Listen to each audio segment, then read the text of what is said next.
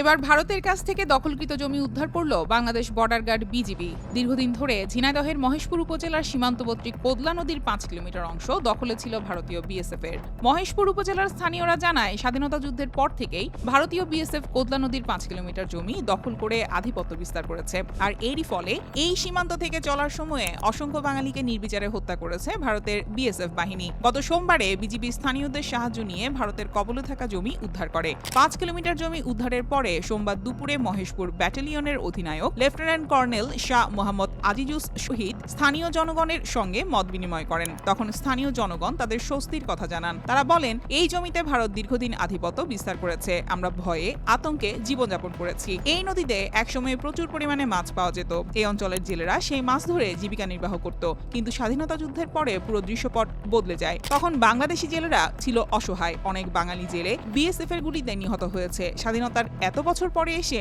নির্বিঘ্নে কোদলা নদী পার হতে পেরে ভালো লাগছে।